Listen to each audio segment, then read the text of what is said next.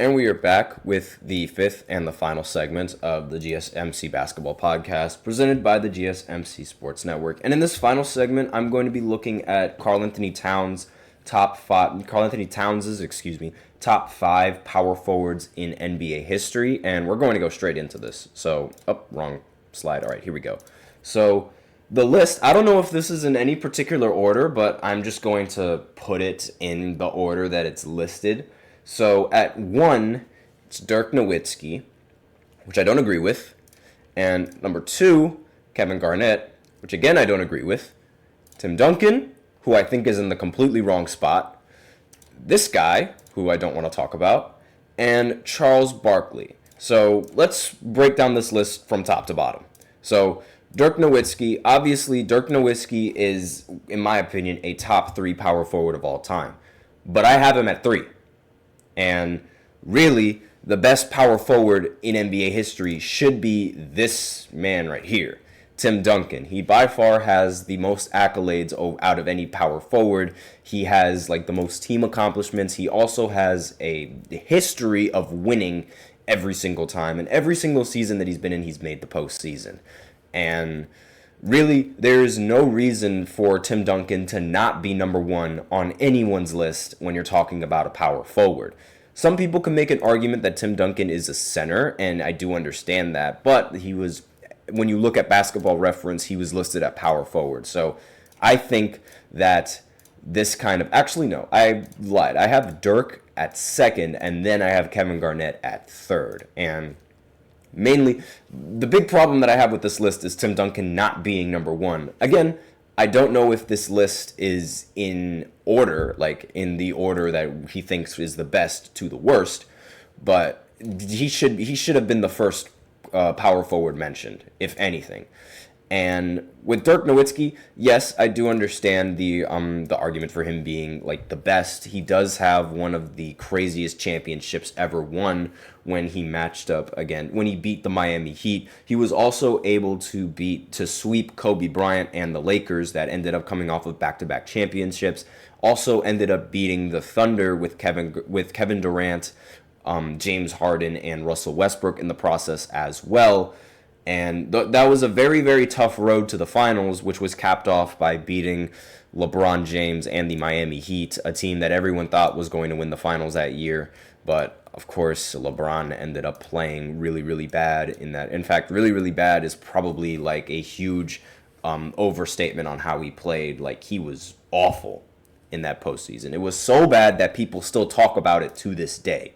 But again, I would have him either 2 or 3, and I have a really difficult time with Kevin Garnett because on one end, Kevin Garnett, he's dominant on both sides of the ball, which is something that Dirk Nowitzki wasn't really all that dominant in. He was dominant on the offensive side, without a doubt, but on the defensive side, he was a liability. So I'm not entirely sure whether or not I would pick between the two on who I would rather have, but if I was to build a team around and to have a power forward to build my team around, I think I would go for Kevin Garnett, who is a much more versatile kind of power forward and one that can end up being a good player on offense as well as a good player on defense. But the one thing that's really docking me from putting him at number 2 is the fact that he only won one NBA championship. And that championship that he won was with a super team with Paul Pierce, Ray Allen, and Rajon Rondo. And I don't really think that championship should have more weight than the championship that Dirk Nowitzki ended up winning, on top of the fact that Kevin Garnett did not win the Finals MVP in that Finals matchup. And on top of that, he was also eliminated from the first round of the playoffs, I believe, 6 years in a row with the Timberwolves. Again, I'm not really holding that to him because he had no help, and that Timberwolves team was just bad aside from Kevin Garnett. It was a miracle that they even made the postseason. So, again, have a really, really difficult time in putting him in the 2 spot, but I wouldn't be opposed if anyone put him at top 2. And that's really sort of the big debate with this list. And then there's this guy.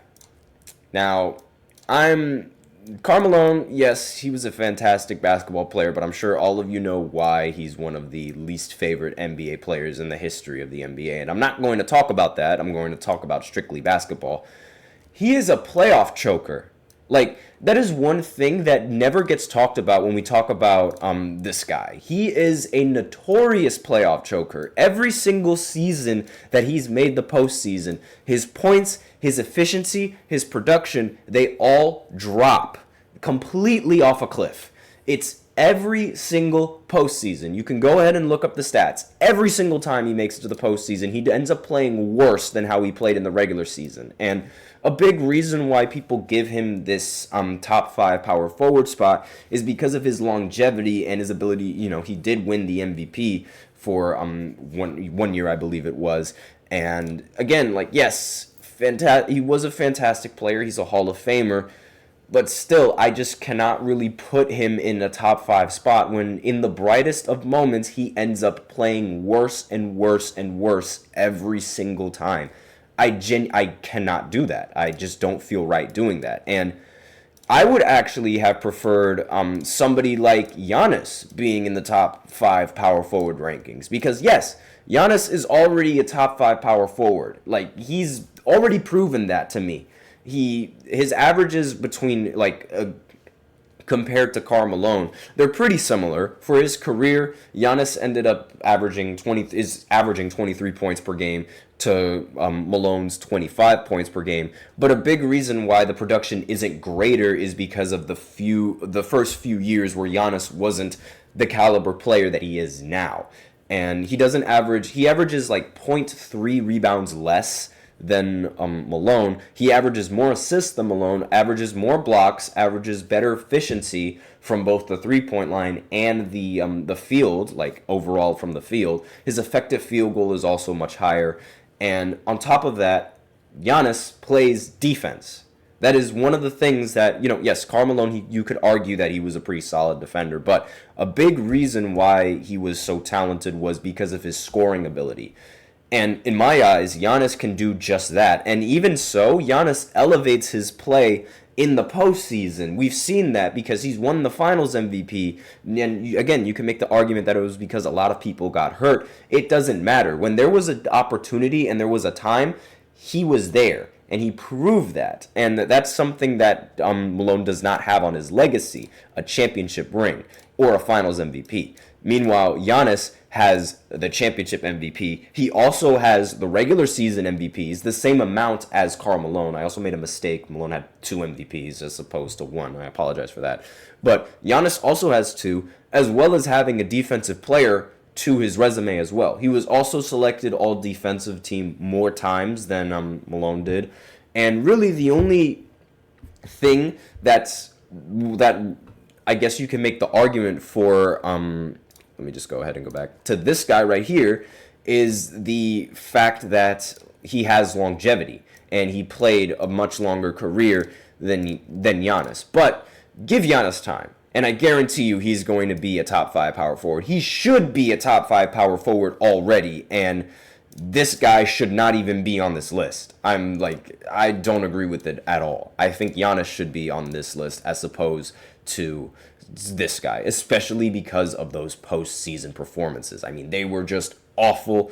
Look it up. Happens all the time to him. Awful.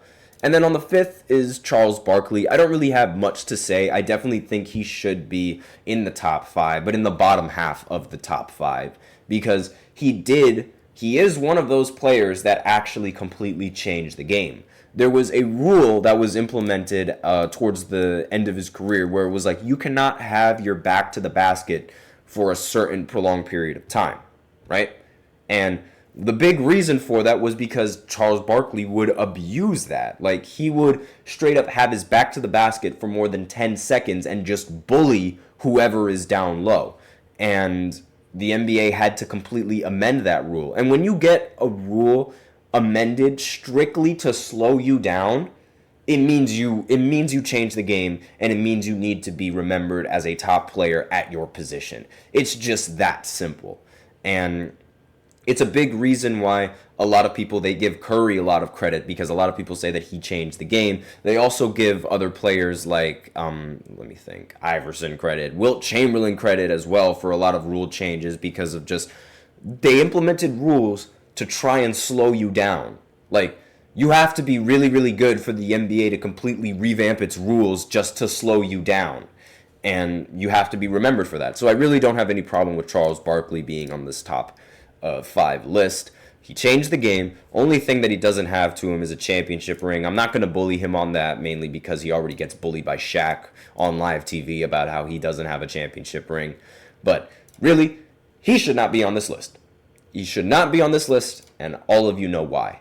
But that's all that I really have about this segment. Again, let me know in the comments what you guys think of the top power forwards on this list. Again, I firmly believe that Giannis should be a top 5. Let me know in the comments what you guys think of that. If you guys think Giannis deserves the top 5 power forward, or if you think it's a little bit too early for that. But that's all that I have to say. Let me know in the comments what you guys think. Thank you so much for tuning into the GSMC Basketball Podcast, presented by the GSMC Sports Network.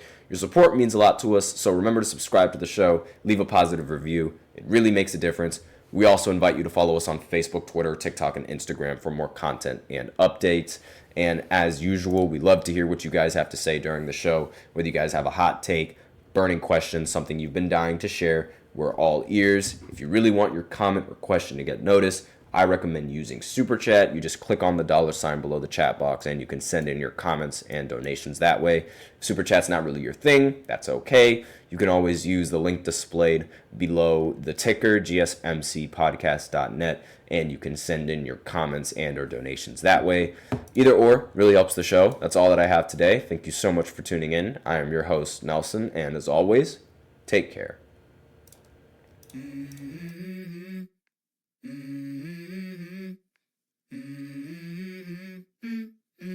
Let's go. I wake up to a little bit of drool on my pillow, feel like it's gonna be a bad day.